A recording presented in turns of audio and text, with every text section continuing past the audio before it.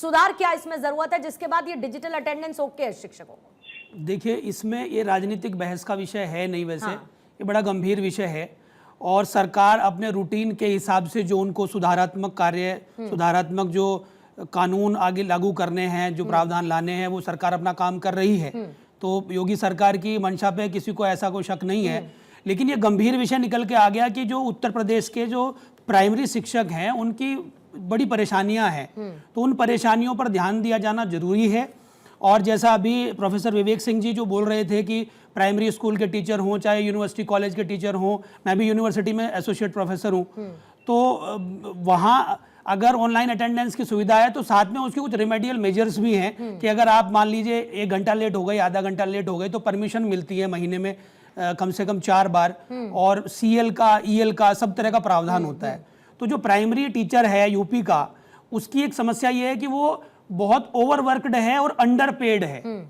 इस बात को बिना राजनीतिक लाग लपेट के हमें समझना चाहिए, और वो उसके ऊपर कितनी बड़ी जिम्मेदारी है। उत्तर प्रदेश एक बहुत बड़ा प्रदेश है और बच्चों के भविष्य की जिम्मेदारी है, और वो अपनी तमाम परेशानियों को झेलते हुए भी वो अपने स्कूल में पहुंचता है और अपने परिवार की जिम्मेदारियों को झेलता हुआ, अपने आर्थिक तंगी से जूझता हुआ भी। मैं शिक्षा मित्रों की बात कर रहा हूं विशेष रूप से।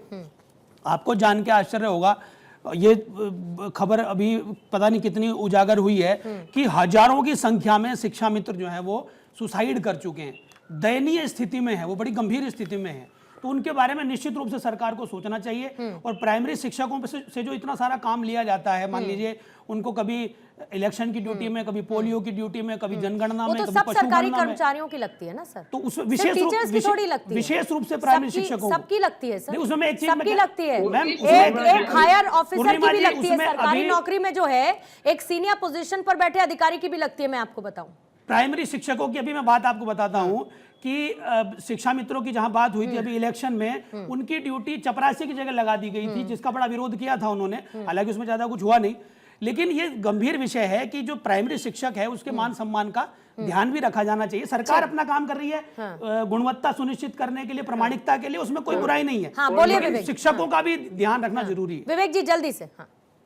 नहीं, अभी जो शिक्षाविद जो कह रहे थे, अरे कितनी दिन बरसात होती है, हमारे यहाँ मानसून होता है ना, 4 महीने बरसात होगी। सही बात आपने कहा कि मतगणना में ड्यूटी लगती है, यहाँ ड्यूटी लगती है, कितना दिन होता है? पूरा साल चलता रहता है। देखिए, यहाँ कोई आधार नहीं है कि आप जो है डिजिटल अटेंडेंस का आप विरोध करें। डिजिटल अटेंडेंस का विरोध कहाँ कर रहे हैं?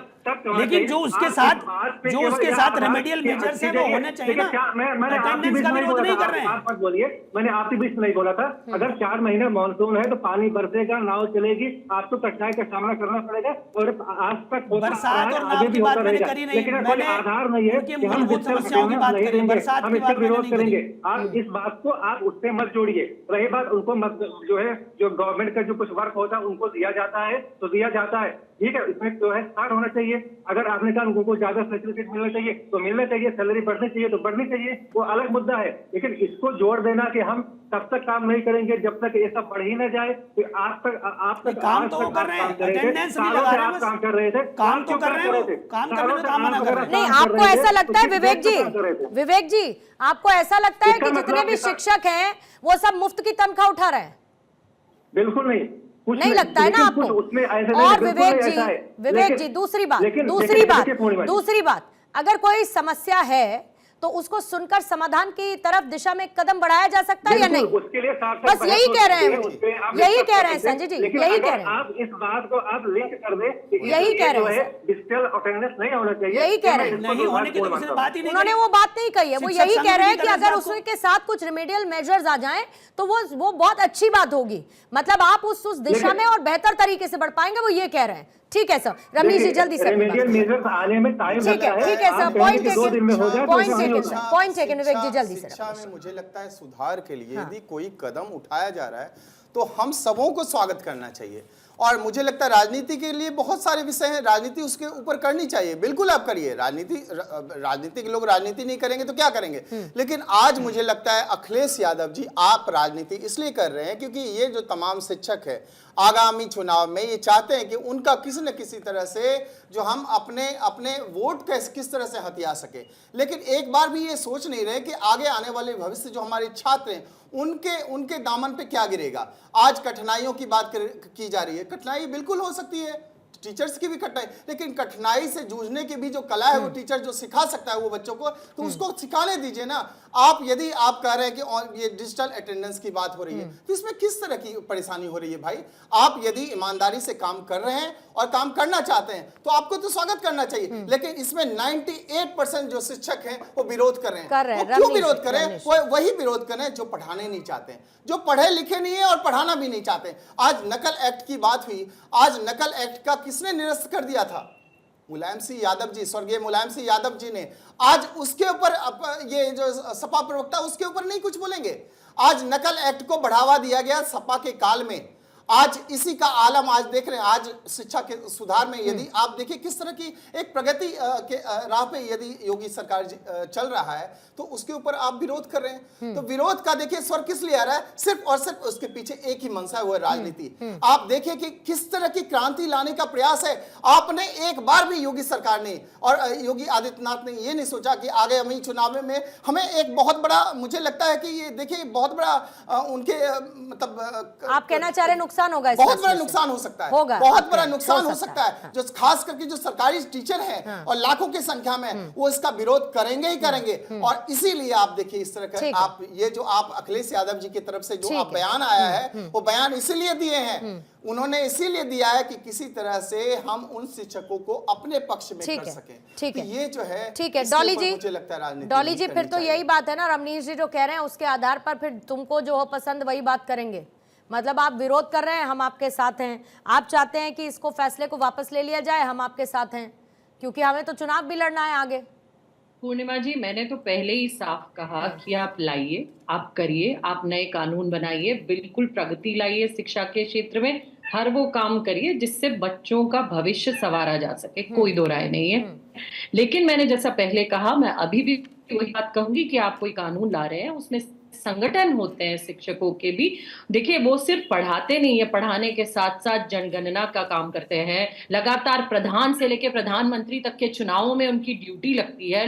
वो एक दिन पहले वहां पहुंच जाते हैं, अंत तक अपना काम करते हैं। तो उन लोगों की हर चीज, अगर उनसे सलाह किसी चीज में ले ली जाए, उनके संगठनों को बुलाकर विचार विमर्श कर लिया जाए, तो मुझे नहीं लगता कोई उसमें बेकार बात है, गलत बात है। उनके आप सलाह लीजिए, इम्प्लीमेंट करिए, प्रॉपर प्लानिंग के साथ उसकी एग्जीक्यूशन करिए। ऐसा नहीं होना चाहिए एक स्कूल में टैबलेट पहुंचा, दूसरे में नहीं पहुंचा। हर जगह प्रॉपर उसका एग्जीक्यूशन हो, ताकि कोई फ्लॉ ना निकले, कोई दिक्कत ना आए। आप करिए ना, किसने मना किया है? फिर उनको उसी हिसाब से पे भी दीजिए, उसी हिसाब से उनका हर तरीके का जो उनके हिसाब से उनको मिलना चाहिए, वो करना चाहिए। ठीक है, अरेंजमेंट्स होने चाहिए, अरेंजमेंट्स होने चाहिए। बस 10 ही मिनट का टैबलेट की बात करी, लैपटॉप की बात की, दोनों स्क्रीन में साथ हैं। डॉली शर्मा जी बगल में थे और इसके बाद ये सपा के प्रवक्ता की भी बगल में है। 8,73,000 लैपटॉप का वितरण हुआ ही नहीं था छात्रों में। 1173 करोड़ का जो है आरटीआई के खुलासा के अनुसार इन्होंने 1173 करोड़ का घोटाला किया था। सपा के शासन काल में ये चीजें हुई थी। आप कौन से टैबलेट और लैपटॉप की बात करती हैं? आज यदि ये चीजें हो रही है, कोई भी सुधार की बात होती है, राज्य सरकार के माध्यम से, योगी सरकार के माध्यम से, केंद्र सरकार के माध्यम से, ये सारे के सारे बिल बजाने के लिए आ जाते हैं। मैं बहुत इंपॉर्टेंट, डॉली जी, मैं बहुत इंपॉर्टेंट कंक्लूजन पर पहुंचना चाहती हूँ। डॉली जी, मैं बहुत इंपॉर्टेंट कंक्लूजन पर पहुंचना चाहती हूँ, इसीलिए कोई बात नहीं, ठीक है, उसको छोड़िए रमनीश जी, उसको छोड़िए। डॉक्टर कौशल कांत मिश्रा, जो बातें अभी कही गई हैं, इसमें से कोई भी बात आपको वाजिब कुछ तो लगता होगा? मतलब स्कोप क्या है? मैं कहती हूं कि अगर आप ऑन ग्राउंड सिचुएशन को बेहतर करने की तरफ साथ साथ कदम भी उठाएं या इसके बाद कदम उठाएं, इसका स्कोप कितना सरकार में दिखता है? कि आप जाएंगे, कोई उनका एक डेलीगेशन होगा जिससे आप बातचीत करेंगे, संघ से चर्चा करेंगे, जो शिक्षक संघ है उनसे पूछेंगे कि अच्छा बताइए, हम ये फैसला लागू कर रहे हैं, लेकिन अपनी समस्याएं भी बताइए और हम उसको भी दूर करेंगे, क्योंकि आपने हमको चुना है, हम सरकार में हैं।